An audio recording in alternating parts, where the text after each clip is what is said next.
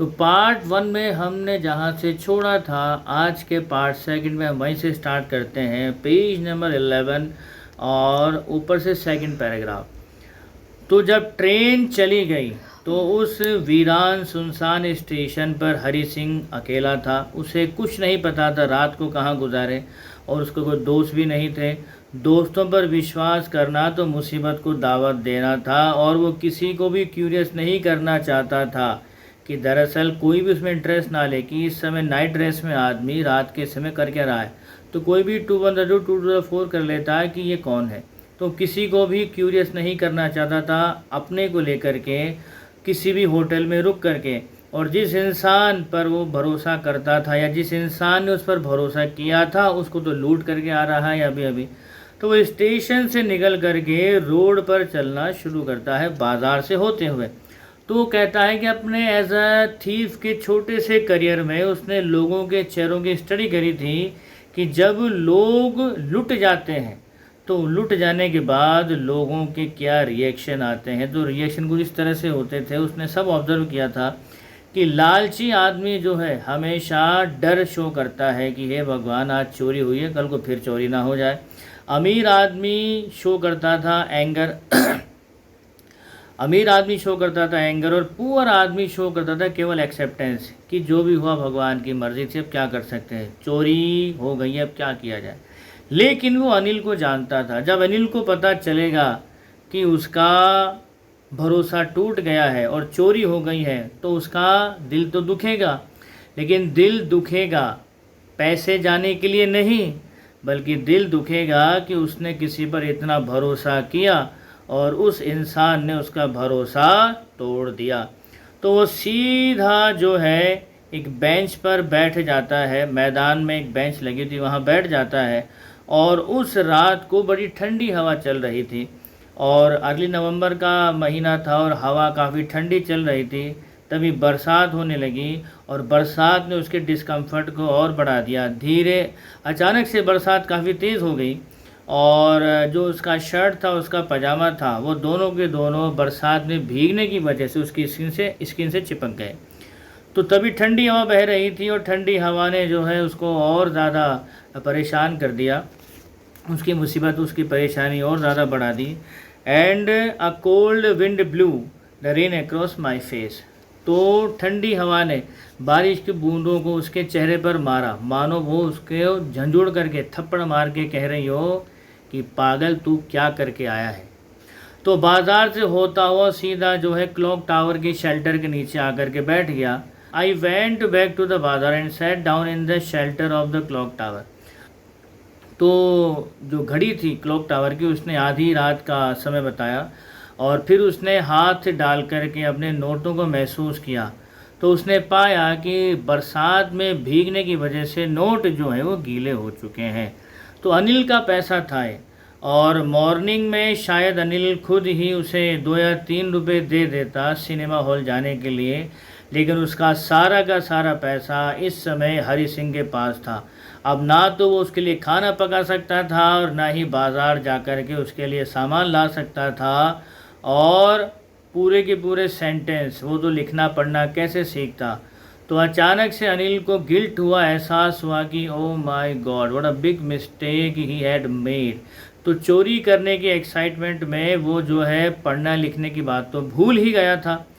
तो वो जानता था कि अगर वो पढ़ लिख गया तो एक दिन वो किस काबिल बन सकता था। तो वो कहता है कि it was simple matter to steal and some time just as simple to be caught. वो कहता है कि कभी कभी पैसा चुराना बड़ा सिंपल सा बात है, लेकिन पकड़ा जाना उससे भी सिंपल है। लेकिन अगर आप सच में रियली बिग मैन हो, ए क्लेवर मैन हो, ए रेस्पेक्टेड मैन हो, तो आपको कुछ और ही करना पड़ेगा। तो वो बोलता है अपने आप से कि मुझे वापस अनिल के पास जाना ही पड़ेगा। तो उसने आपको समझाया अगर उसे पढ़ना लिखना सीखना है तो अनिल के पास उसे वापस जाना ही पड़ेगा। तो तुरंत जो है बड़ी फुर्ती के साथ में वापस अनिल के कमरे की तरफ लौटता है। हालांकि काफ़ी नर्वस था वो, और वो सोचता है कि कभी कभी पैसा चुराना बड़ा आसान होता है, लेकिन बिना पता लगे इसे लौटा देना उससे ज़्यादा मुश्किल होता है। तो उसने सीधा दरवाज़ा खोला धीरे से और डोरवे में खड़ा हो गया। तो अभी भी चाँद की रोशनी जो है उसके कमरे में बेड के ऊपर पड़ रही थी और अनिल अभी भी चैन से सोता हुआ लग रहा था। तो दोबारा से रेंगता हुआ अनिल के बेड तक गया और उसने अपना हाथ ऊपर किया और उसके बाद में जैसे ही वो नोटों को गद्दे के नीचे डालने ही वाला था कि तभी उसे अनिल की जो ब्रेथ है, जो सांस है, वो अपने हाथ पर महसूस हुई। और ये महसूस होते ही एक पल के लिए वो जैसे था, जहाँ था, जिस कंडीशन में था, वहीं का वहीं पॉज हो गया। फिर उसके बाद उसने दोबारा से गद्दे की एज को ढूंढा और गद्दे की जो किनारा है वो मिलने के बाद उसको ऊपर किया हल्के से और धीरे से नोटों को गद्दे के नीचे ही स्लिप कर दिया जहाँ पर वो रखे हुए थे यूजुअली पहले। तो अगली सुबह जो है हमारी हरी सिंह की आंख थोड़ी लेट खुली। ऑब्वियसली भाई रात को इतना बड़ा कांड किया है तो अगली सुबह आंख तो लेट खुलेगी ही। तो अनिल ने आज सुबह की चाय बना ली थी और उसने क्या किया कि उसके आगे, हरी सिंह के आगे एक 50 रुपये का नोट आगे बढ़ाया। तो 50 रुपये का नोट जो है अनिल की उंगलियों में दबा हुआ था। 50 रुपये का नोट अपनी तरफ बढ़ा हुआ देख करके एक पल के लिए तो हरी सिंह की सांस ही अटक गई। उसे लगा oh my God, had I been discovered? क्या रात को जो भी हुआ था उसका पता अनिल को लग गया है? तो जैसा वो सोच रहा था वैसा अनिल ने कुछ बोला नहीं। उल्टा अनिल बोलता है बड़े प्यार से कि देखो कल मुझे थोड़ा पैसा मिला था, मैंने कल कुछ पैसा बनाया था और अब मैंने डिसाइड ये किया है कि रेगुलरली मैं तुम्हें पे करूँगा। तो इतना सुनते ही हमारे हरी सिंह की जिज्ञासा और जोश थोड़ा सा बढ़ गया। लेकिन जब अनिल के हाथों से उसने 50 रुपये का नोट अपने हाथ में लिया तो उसने महसूस किया कि दरअसल वो गीला था। गीला कैसे था? रात को बरसात में भीगने की वजह से पूरा नोटों का बंडल गीला हो गया था। तो उसी गीले बंडल से अनिल ने 50 रुपये का नोट निकाल के हरी सिंह को दिया था और जब हरी सिंह ने नोट पकड़ा तो अभी भी वो गीला था। इसका मतलब वही है जैसा मैंने कहा था कि जिस समय हरी सिंह चोरी कर रहा था उस समय हमारा अनिल जाग रहा था। बट वो ये देखना चाहता था कि उसने जो भरोसा किया है इसके ऊपर क्या वो भरोसा तोड़ेगा या भरोसा रखेगा।